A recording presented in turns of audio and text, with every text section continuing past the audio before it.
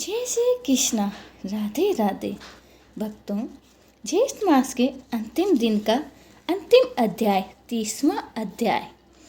ज्येष्ठ मास में धर्म, पुण्य, दान, स्नान सब गुप्त हैं। इसको गुप्त रखने के लिए धर्मराज जी ने स्वयं भगवान विष्णु की तपस्या की थी। भगवान, ज्येष्ठ मास को गुप्त धर्म दान में रखो। जो कोई भी इसमें गुप्त धर्म दान करता है, पुण्य करता है, उसको 100 गोदानों का जितना धर्म होता है उसको हजारों गुना यज्ञ जितना पुण्य प्राप्त होता है।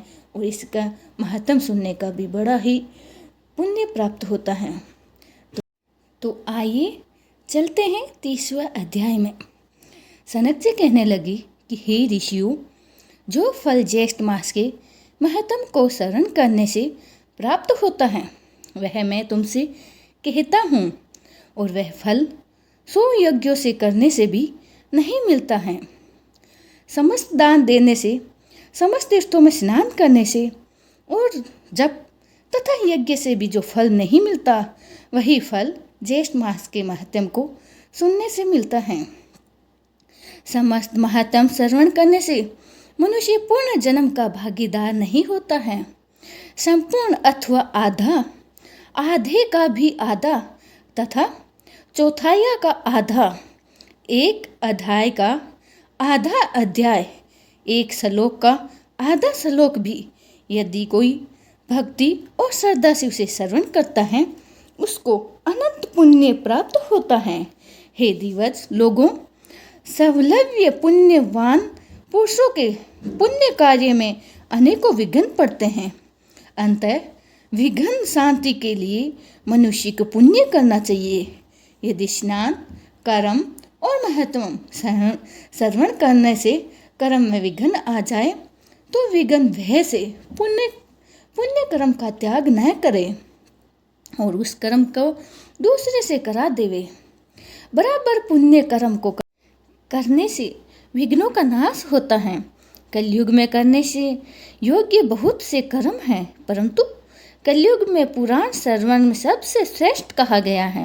गौ हत्या, कृत धन, ब्राह्मण हत्या, पितृघाती और मातृघाती, मद पीने वाला, कुर्टी, चोर, विश्वासघाती, ये सब पापी कलयुग में पुराण श्रवण से मुक्त हो जाते हैं। पुराण सुनने वाला बालक, वृद्ध, आतुर, सकाम हो या निष्काम, उत्तम, मध्य एवं धर्म और सभी को श्रवण करना चाहिए। स्त्री, शूद्र और पतित को भी पुराण सुनना चाहिए। इसके सुनने से सर्वदा ही इष्ट फल को प्राप्त करते हैं।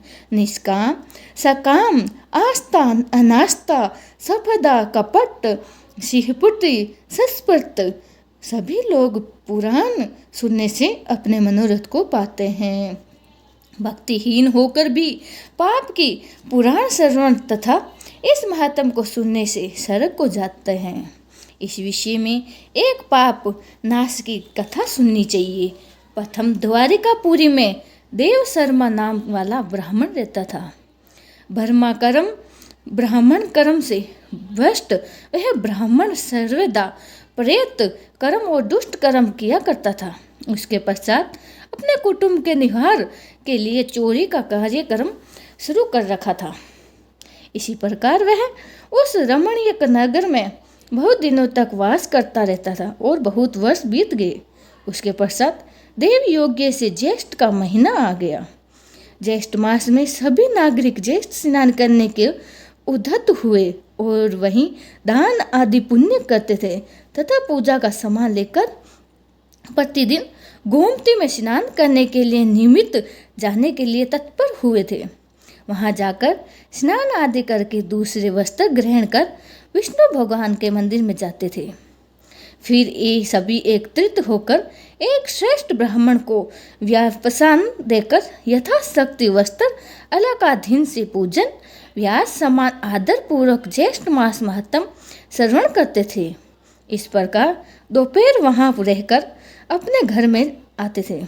कुछ दिन बीत जाने पर वह दिग्विजय धर्म देव शर्मा चोरी करने के निमित्त जो सदैव ही इस कर्म के लिए जाया जाता था और कहा से क्या चोरी करे। इस चिंता से उसे वहां तालाब पर बहुत दिन बीत गए, परंतु उसे चोरी करने का समय नहीं मिला। आज या कल वस्त्र तथा आभूषण की चोरी करूंगा, इसी विचार में पूर्व अमासी तिथि आ गई।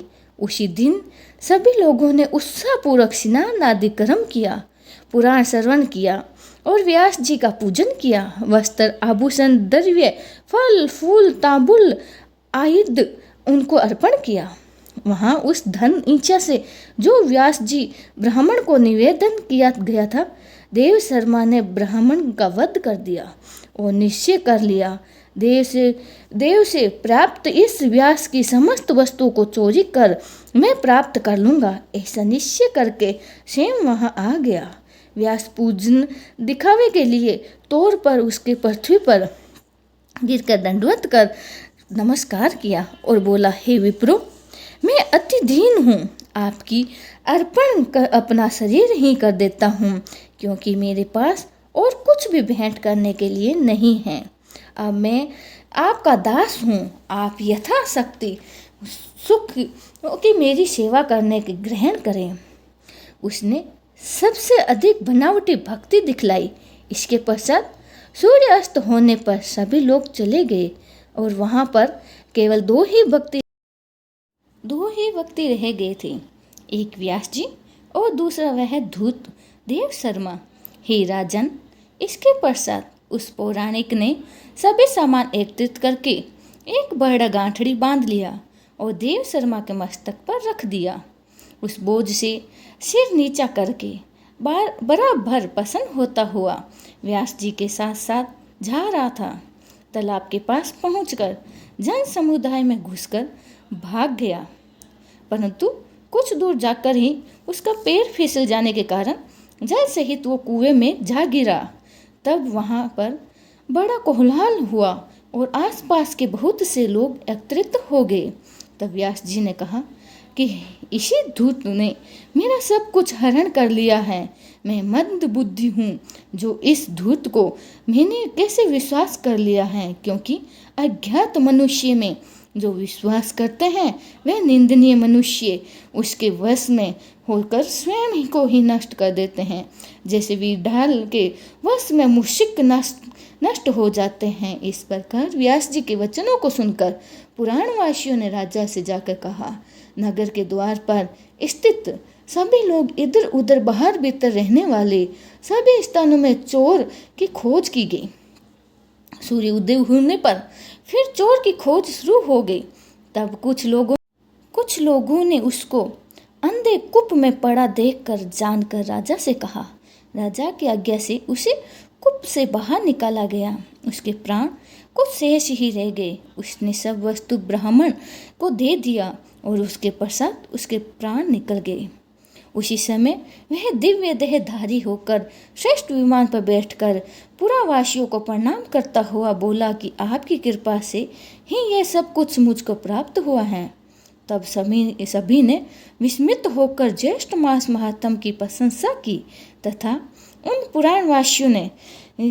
पुराणवासियों के मुख से ज्येष्ठ मास महात्म सुनकर श्रद्धाहीन होने पर भी वह वैकुंठ लोक को गया। सनक जी बोले, हे ब्राह्मणों, यह मैंने तुमसे विस्तार पूर्वक पुराण तथा भक्त पातकी का महत्व कहा है, परंतु जो भक्ति भाव से ज्येष्ठ मास का महत्व श्रवण करता है उसके श्रेष्ठ भाग्य का तो कहना ही क्या है। जो लोग महेश्वर अपनी शक्ति के अनुसार ही व्यास जी का पूजन नहीं करते हैं वह दरिद्र तथा रोग से युक्त होते हैं। इसमें शून्य नहीं है। जो मनुष्य पुराण का श्रवण नहीं करते तथा त्रिविक्रम भगवान का पूजन करते हैं या दर्शन नहीं करते हैं, गूंगा वाहिरा तथा पंगु होते हैं, इसमें शून्य नहीं है। इस प्रकार सनक जी के मुख से महात्मा सुनकर वह सब ब्राह्मण नंदन वन में पुष्पों की सनक जी से वर्षा करने लगे। कुछ लोग प्रेम से नाचने और कुछ लोग उपचारों से पूजन करने लगे। ये श्रेष्ठ महात्म सुनकर वे सब प्रसन्न हो गए और बराबर महात्म पूछने लगे। इति श्री ज्येष्ठ महात्म ज्येष्ठ मास श्रवण महात्म 30वां अध्याय समाप्तम। इति शुभम। राधे राधे। जय श्री कृष्णा। भक्तों, ज्येष्ठ मास एक गुप्त महीना है जिसमें स्नान, दान, पुण्य सबका फल 2 गुना, 3 गुना, 4 गुना मिलता है। जय श्री कृष्णा। राधे राधे।